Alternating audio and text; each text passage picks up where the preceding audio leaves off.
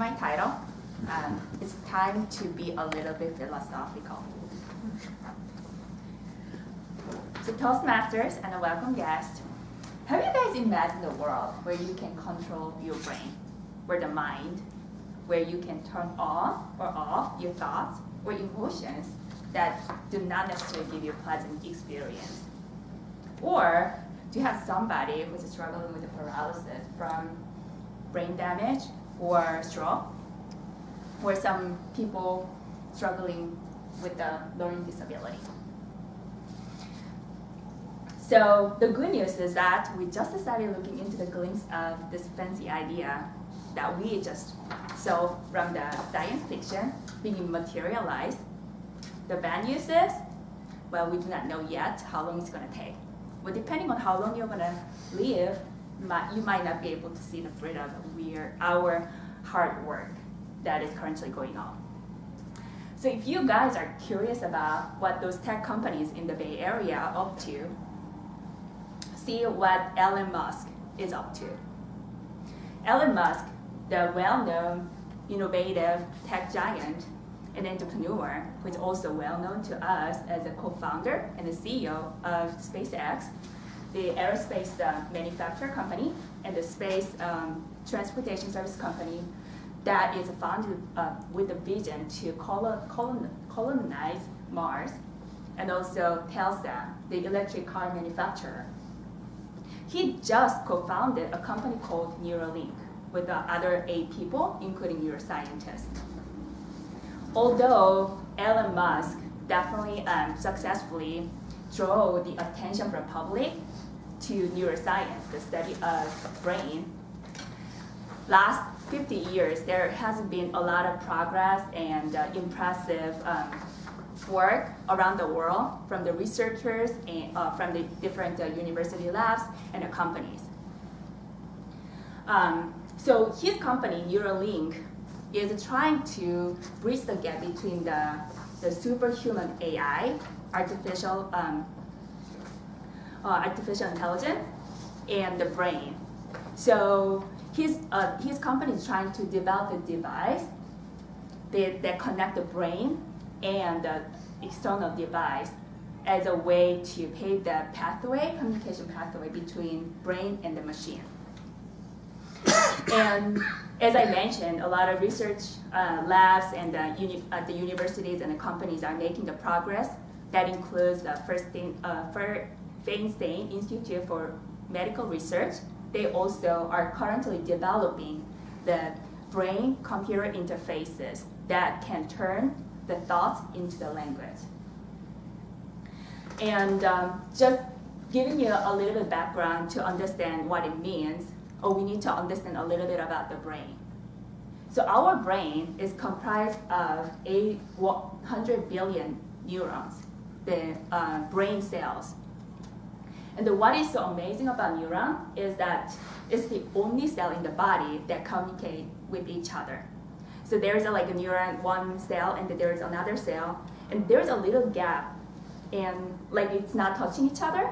So that information in the brain is being shared between those neurons in the form of electrochemistry impulses, which is called the neurotransmitters.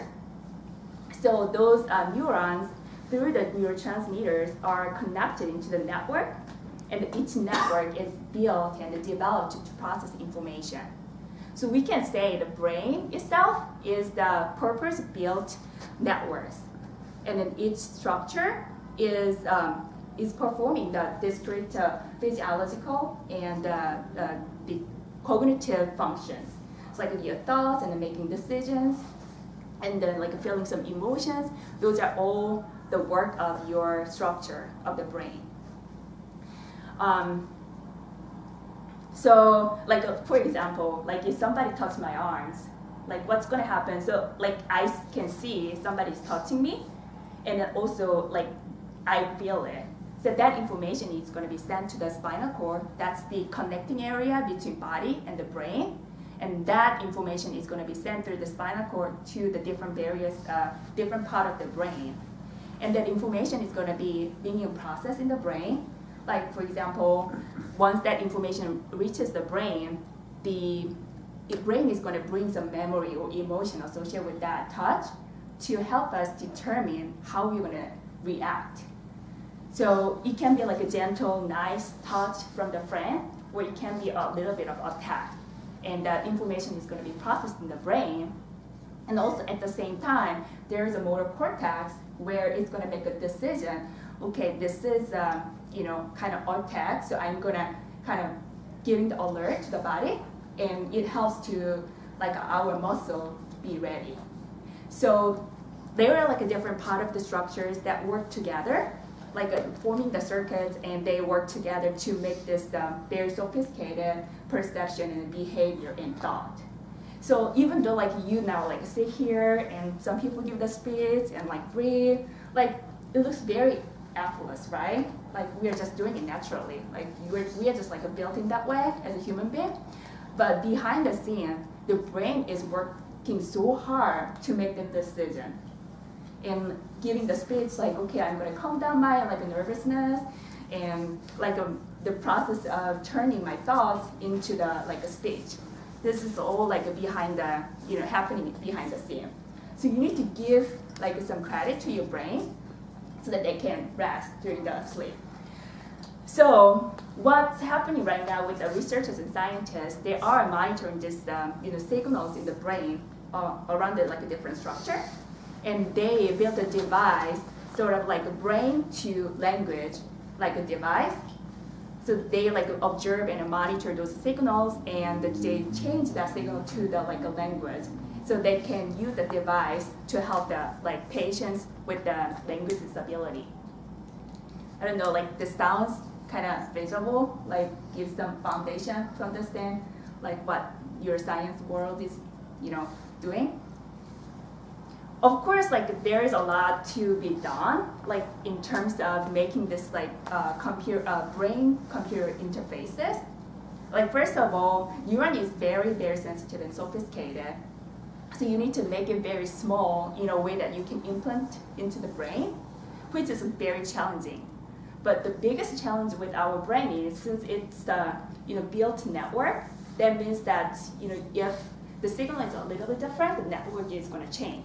So our brain is really adaptable and capable of learning. So if you blame yourself like, oh, I'm born this way, I'm not capable of learning, that's like that's a lie. Like your brain, like once you train, you can like learn and learn. That's amazing thing. But because of the fact that like brain constantly changes, it's really hard to decode the signals in the network. And we do not know how our thought and the perceptions and the mind and the consciousness arise. So that's the biggest challenge. But because of brain's ability like that, there is a little bit hole. Like maybe our brain can figure out how to work with the external device. As we learn how to drive a car or learn new skills, the brain might be able to figure out how to work with the signals from the external device. So there is a lot going on, and there is a lot of work to be done. But looking into this neuroscience field closely, it's not that far off. You might think, oh, it's still fanciful thoughts and it might not happen.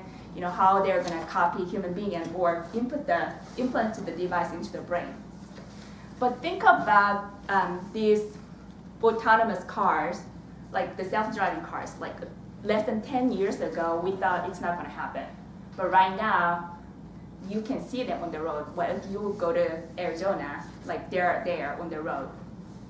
So I just want you to think about what this technology means at this moment. You might think like, well, this is far away, but before you know it, it's going to happen. And once we have the technology available, it's going to be beyond helping people with a disability.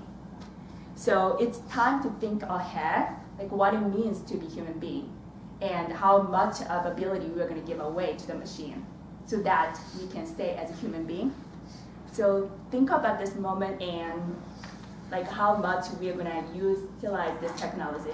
I think today somebody mentioned about the power of social media.